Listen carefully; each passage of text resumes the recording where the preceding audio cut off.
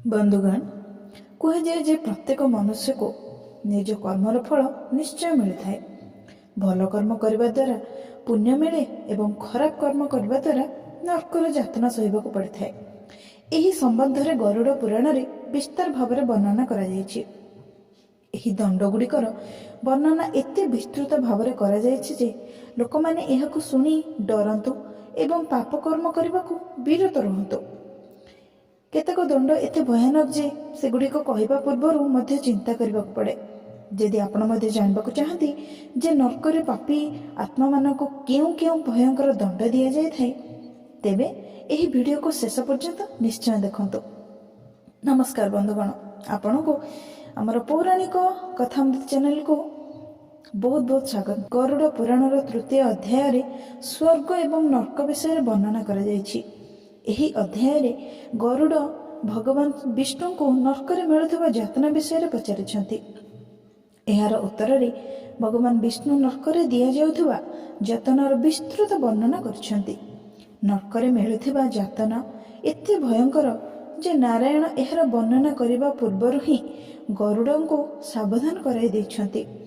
भगवान कहती जे पापी आत्मा जमलोकर दक्षिण द्वार दे प्रवेश करती। नरकरे प्रवेश करने मात्रे हाहाकार परिपूर्ण सही लोक को देखी पापी प्राणी माने कांदिबा आरंभ कर दियंती। सेमानक कांद शुणी जमदूत माने सेमानक आहुरी डरांती एवं जमराजंको द्वारपालंक निकटकू नहीं जाती। द्वारपाल जमदूत मानक ठारू सही पापी प्राणी विषय रे सूचना नहीं चित्रगुप्त को जाई जणांती। एहापर चित्रगुप्त सही पापी मनुष्यर समस्त भल मंद कर्मर हिसाब देखती एवं जमराज को कहती सही पाप विषय रे सुनी जम सेमानंकु डाकी निजर अत्यंत भयंकर रूप मध्य देखाती। जमराज निजर शरीर को बहुत बड़ कर दियंती।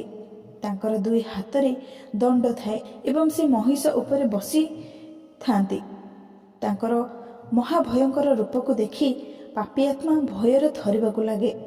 जमदेव निजर दूत प्रचंड एवं चंक को यही पापी मानक दंड देवा पाई कहते।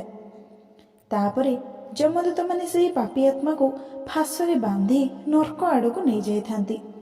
नरकरे मिलुଥିବା मुख्य दंड गुड़िक आसंतु जानिबा। जमदूत माने पापी आत्मा मानक नरकरे एक एपरि जगह को नहीं जाती जेउठारे जलुଥିବା अग्नि सदृश आलोक थिबा एक विशाल सालमली वृक्ष अछि। यह 5 योजन रे व्यापीछि। जमदूत माने पापी मानक सेही वृक्षर ओलटा झुलाई तले निया लगाई दियंती। एहापरे लुहा काठी मुगर एवं भाली रे सेमानक पेटंती। केतेक पापी को करतरे 2 खंड कर जाय थाए एवं केतेकंकु भूमि रे गड़ाई कुराड़ी रे मध्य खंड खंड कर दिया जाय थाए। एतिके नुहे केतेक पापी आत्मा को गातरे पोती सेमानक मुंड को सर बा तीर द्वारा भेद करा जाए।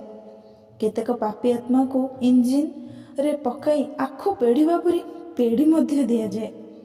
दुराचारी आत्मा मानक जलुଥିବା अंगार रे घोड़ाई लुहा पिंड भली गड़ा जाए। श्री नारायण गरुड़ पुराण रे 21 प्रकार घोर नरक विषय वर्णना करछंती। सेगुड़िक मध्यरु किछि मुख्य नरक हेउछि रौरव, महारौरव, असीपत्र, तपन इत्यादि। एही नरक गुड़िकरे किछि विशेष प्रकार दंड दिया जाए जहाँ अन्य नरक गुड़िकरे दिया जाए नाही। नारायण जेतेबेले नरकर वर्णना करुथिले गरुड़ से पापकर्म गुड़िक विषय में जानवाक चाहिए जहाँ करने द्वारा नरकर भयंकर यातना सहवाक पड़े। भगवान विष्णु कहले जो जीवात्मा पुण्य करती जमदूत माने सेमानक कर्म अनुसार पूर्व पश्चिम और उत्तर द्वार दे जमलोक को नहीं जाती किंतु पापी आत्मा मानक दक्षिण द्वार दे नि जाए। यही दक्षिण द्वार मार्गरे महाभयंकर बैतरणी नदी अच्छी जो पापी माने बुड़ी उठी अनेक कष्ट पाऊ पाऊ शेष जमपुरी रे पहुंचती। गरुड़ पुराण रे अनेक पाप एवं सही पाप जोगु जमलोक रे मिलुଥିବା दंडर वर्णना मध्य करा जायछि। शास्त्र और गुरु को अपमान करुଥିବା व्यक्ति जे माने निज जीभरे शास्त्र को अपमान करती, वेद देवता एवं गुरु को निंदा करती, नरकरे मांस खाऊଥିବା पक्षी माने ସେମାନଙ୍କ ଜିଭକୁ ଥଣ୍ଟରେ ଟାଣି ଟାଣି ଖାଆନ୍ତି।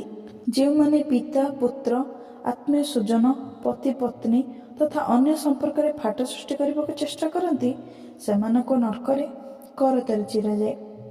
ଯେଉଁ ବ୍ୟକ୍ତିମାନେ ସ୍ୱଜନମାନଙ୍କୁ ଘୋର କଷ୍ଟ ଦିଅନ୍ତି କିମ୍ବା ସେମାନଙ୍କ ପ୍ରାଣ ପର୍ଯ୍ୟନ୍ତ କଷ୍ଟ ଦିଅନ୍ତି, ସେମାନଙ୍କୁ ନର୍କରେ ତତଲା ବାଲିରେ ପକାଇ ଦଣ୍ଡ ଦିଆଯାଏ। ଯେଉଁମାନେ ମନଗଢ଼ା କଥା କହି ଅନ୍ୟର ଚୁଗଲି କରନ୍ତି, ନର୍କରେ ସେମାନଙ୍କ ଜିଭକୁ ଧାରୁଆ ଛୁରୀରେ 2 ଖଣ୍ଡ କରି କାଟି ଦିଆଯାଏ। ଯେଉଁମାନେ ଦେବତା, ଅତିଥି, ଅନ୍ୟ ପ୍ରାଣୀ ଏବଂ ପକ୍ଷୀକୁ ଅନ୍ନର ଭୋଗ ନ ଦେଇ ଭୋଜନ କରନ୍ତି, ସେମାନଙ୍କୁ ନର୍କରେ ଗୁଣ୍ଡ ଚାଟି ସମୟ କାଟିବାକୁ ପଡ଼େ। ଏହି ଲୋକଙ୍କ ଶରୀର ପାହାଡ଼ ପରି ବିଶାଳ ହୋଇଯାଏ, କିନ୍ତୁ ମୁହଁ ଛୁଞ୍ଚି ପରି ଛୋଟ ହୋଇଯାଏ। ତେଣୁ ସେମାନେ ଭୂତ ହୋଇ ବୁଲନ୍ତି। ଗାଈ, ଦେବତାଙ୍କୁ ପୂଜା କରୁଥିବା ପୁରୋହିତ ଏବଂ ନିଆଁକୁ ଅଇଁଠା ହାତରେ ସ୍ପର୍ଶ କରୁଥିବା ଲୋକଙ୍କ ଉପରେ ଯମରାଜ କ୍ରୋଧିତ ହୁଅନ୍ତି। ସେମାନଙ୍କୁ ଯମପୁରୀରେ ଜଳୁଥିବା ଲୁହା ଖୁଣ୍ଟ ଉପରେ ହାତ ରଖିବାକୁ ପଡ଼େ। ଜାଣିଶୁଣି ଗାଈ, ଅଗ୍ନି, ମାତା, ବ୍ରାହ୍ମଣ, ବଡ଼ ଭାଇ, ପିତା, ଭଉଣୀ ଏବଂ ପରିବାରର କୌଣସି ସ୍ତ୍ରୀ ଲୋକଙ୍କୁ ପାଦରେ ସ୍ପର୍ଶ କରୁଥିବା ବ୍ୟକ୍ତିଙ୍କ 2 ପାଦକୁ ନିଆଁରେ ତତଲା କରାଯାଇ ଲୁହାର ବେଡ଼ିରେ ବାନ୍ଧି ଦିଆଯାଏ। ଯେଉଁମାନେ ଦୁର୍ଭାବନାବଶତଃ ବସା, ମନ୍ଦିର, ଦେବାଳୟ କିମ୍ବା ପୂଜାର କୌଣସି ସ୍ଥାନକୁ ନଷ୍ଟ କରିବାକୁ ଚେଷ୍ଟା କରନ୍ତି, ସେମାନେ ନର୍କରେ ପହଞ୍ଚିବା ପରେ ଯମଦୂତମାନେ ତାଙ୍କୁ ଧାରୁଆ ଅସ୍ତ୍ରରେ ସେମାନଙ୍କ ଚମଡ଼ା ଛଡ଼ାଇ ଦିଅନ୍ତି।